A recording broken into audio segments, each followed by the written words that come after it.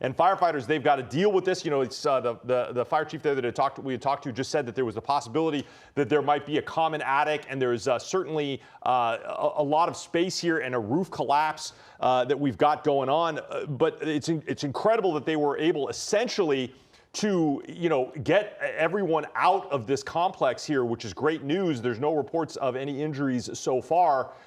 Which is really, really good. However, unfortunately, it looks like this was a fully occupied apartment complex. There's lots of people displaced, and the American Red Cross is going to be the one to hopefully find them some temporary shelter.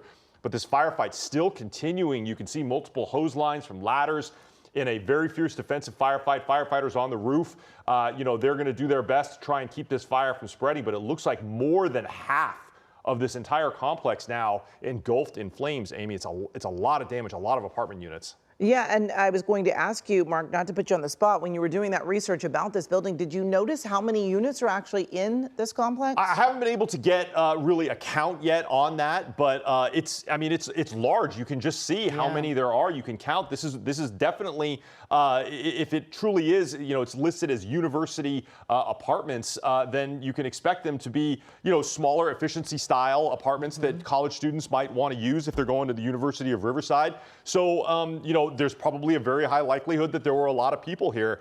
And unfortunately, as we come to the end of the school year, this is just like one of the, it's going to be devastating for the people that live there.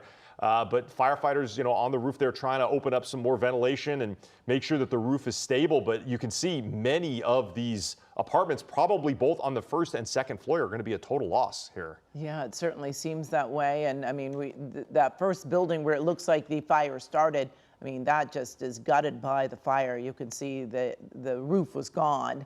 And, there is hopefully something that could be salvaged out of the bottom units, perhaps. But I'm guessing water damage is going to be very prevalent in all of these units that are in that part of the building. But certainly a huge one. Now I'm looking at the website for the University Gardens Apartments. It says that probably between, I don't know if it means both of these structures, but it very likely does mean that 422 bed spaces is what they describe on the website here. So that could be the entire complex. It looks like both of these complexes here are architecturally similar. So I believe that it's very likely both of these properties and only one of them is currently burning.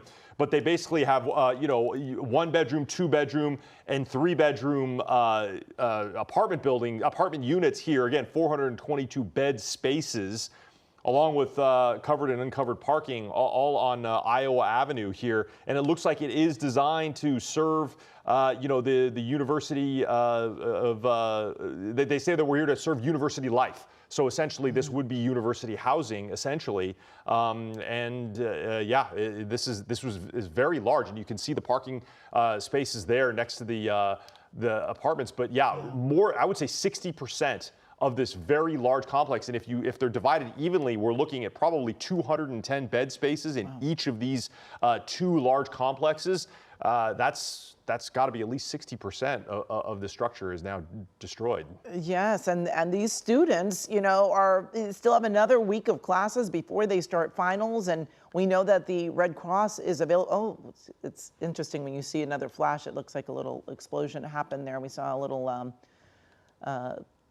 something that seemed to explode there. Who knows what is being ignited right now in these units? But with the American Red Cross, helping out all of these students. I mean, you said 422 beds. I mean, that's a lot of people that would need help from the American Red Cross. And, at a time that is very stressful for students, the last week of classes, getting ready for finals. This is a tough time to be forced out of your apartment.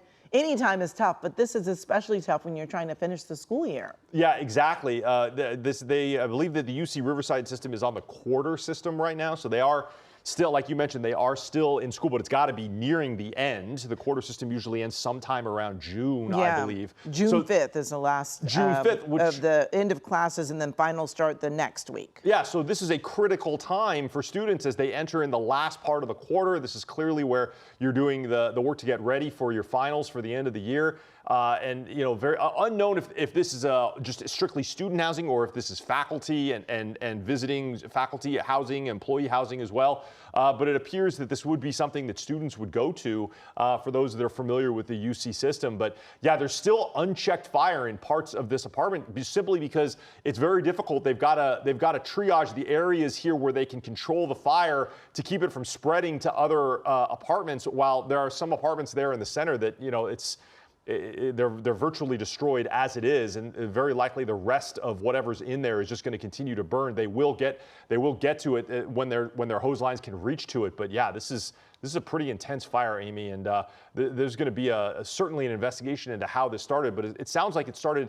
If I was listening to what that firefighter we were talking to said, it may have started on the 3rd floor here, on one of the upper floors. Yes, it does. And I was doing a little digging here, and this complex has 1, 2, and 3 bedroom units.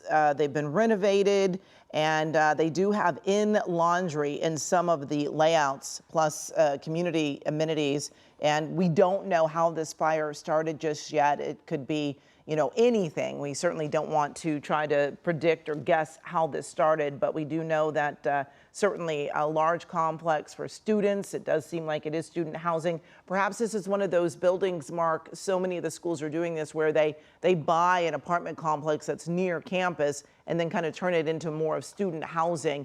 And then the students each get to, really rent their bedroom, and they have the shared common space, and, they match you with other roommates. So I guess I sound like one of those college moms who's experienced this at another school, but this is what this sounds like. Yeah, and if you come back out to my map, I can show you just how close this is to the university campus. It's essentially on the other side of the 215. Again, this is the buildings that are burning here, and if I zoom out and just move to the east, this is the 215 freeway, and right here, this is the university right here. So you can see it's very close. It is off campus on the other side of the freeway, but certainly, a lot of times upperclassmen, they will be the ones that will stay in university housing, whereas lowerclassmen will be possibly living on campus if there's space at UC Riverside to do that. But this is probably, a place where an upperclassman or, juniors or seniors in college would probably move to once they're done living on campus. They move out here just right across the freeway. It's probably just a quick 5 minutes or less. You could almost walk to school from this apartment complex here. And yeah, I mean, there's going to be, the American Red Cross is going to have to put up a lot of people who are displaced from this fire that continues to burn. Now, the chief said the call came in at about 11:15. So we're looking at a 90-minute firefight still in progress. And it's certainly going to go longer as they still are trying to get water on the core part of this fire that is continuing to burn there in the center of the apartment complex. That's right, Mark. And we did hear that they have 25 different resources on this fire. Riverside County, CAL FIRE, all battling this fire. Again, we are going to stay on top of this. Resources are being made available from the Red Cross for those students who are now forced from their homes. They've been evacuated. We are going to have the very latest for you coming up on the news at 4 o'clock on CBS LA. We'll send you back to regular programming now.